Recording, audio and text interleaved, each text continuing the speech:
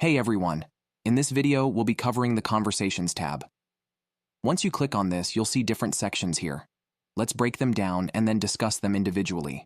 So in the first section, we see all the conversations. That'll have 4 different types of conversations starting from unread, which is of course the unread conversations, then the recent ones that have just come in, and you can also have starred conversations. So if you star a conversation, you'll be able to see it right here. Now, the way to do that is to click on any conversation, then click on Mark as Starred, and then it'll show under the starred conversations.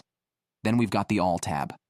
So, if you want to see all the conversations regardless of whether they came in recently or if they're unread, you can see all of them here. There is also a search bar here where you can search for a specific conversation. And right next to that is where we've got this filter icon. You can actually filter the conversations based on different things, like the message direction, as well as the message channel. If you're going to apply a filter, just select your criteria and hit apply. And if you want to go back and clear the filters, just click on that one more time, click on clear filters, click apply again. And that's it, the filters have been removed. The section to the right is the view pane, where it maximizes the selected conversation.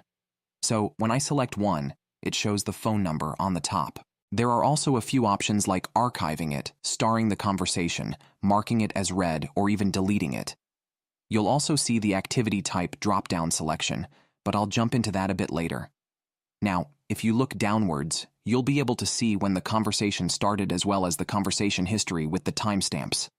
Now, if you want to send an SMS to this lead, all you have to do is click on SMS at the bottom, and it'll maximize this window so you can type in your response here.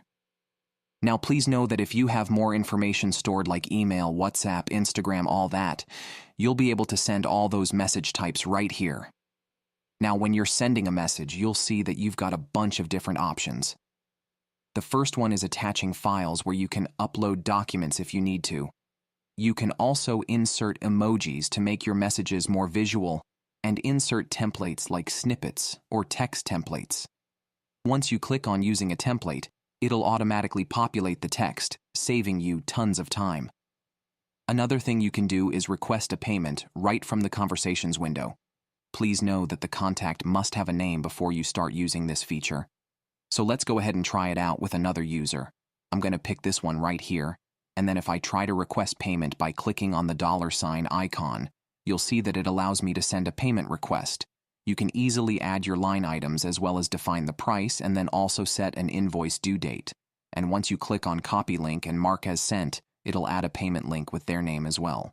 And then it's just a matter of clicking on send. Now, as you can see, this user does have email information saved as well, so we can either send them an email or an SMS. Now, when you click on the More button, the plus icon, right here, it'll give you all the system fields and custom values in the account. So you can use things like contact first name if you need to. If you click on that, it'll automatically populate that here. And you can even use more custom values like appointments, start date and time if they do have an appointment booked. Now, when you want to send a message, you can either send it right away or you can click on this timer icon and it'll allow you to schedule your messages, which is pretty cool if you need to send it at some future date and time.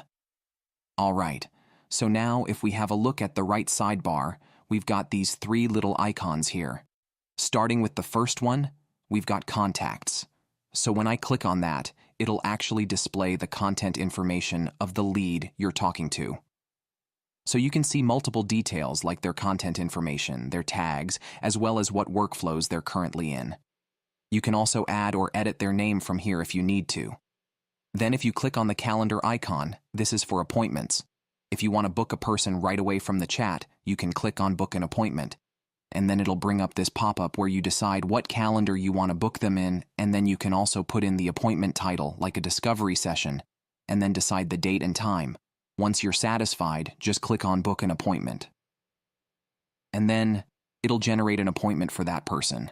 After successfully booking the appointment, you'll start seeing them under upcoming appointments. You might also notice that the appointment details updated and will also be mentioned in the conversation history. No need to worry because this is not what's going out to the customer. This is an activity type. So now back to the activity type, drop-down selection. So if I click on that and I filter it only for the SMS, you'll notice that now it's only displaying the messages that have gone out. Clicking on all will show you the activities as well. And anything that is marked with this icon is just an activity, which is for your view only, and it's not being sent to the customer. The only things that will go out are the messages or emails that would be a part of the automation sequence for booking an appointment. The last option in the sidebar is the opportunities icon. Let's say you want to add them to an opportunity or a pipeline. Clicking on that will give you this pop-up where you can actually decide what pipeline you want to add them to, as well as decide the stage. So let's say if you want to move them to booked appointment, you can do so. You can also define the value, assign owners and followers, and also add some more information like tags, business name, and opportunity source. Another option is to add or manage fields. You can also add custom fields to these opportunities. So if you click on that, it'll actually take you to the custom fields menu. And here, let's say if you want to add another field, which is not in the system right now, you can do so by selecting the type of input you'd want. For example, if I want to add an age custom field, what I'll do is select the number right here, click on Next, and then I can define age here. Add them to the group contact, and then hit Save. Once you've created the custom field, it'll appear right here. You can also use it in the opportunity section. Now, going back to conversations, you'll see that we also have a menu up top. So we'd selected the conversations area before. Now let's move on to the manual actions.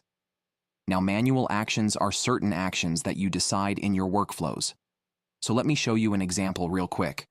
Let's say you have an automation where you have a manual action. So there are two manual actions right now, which is a manual action to SMS or a manual action to call.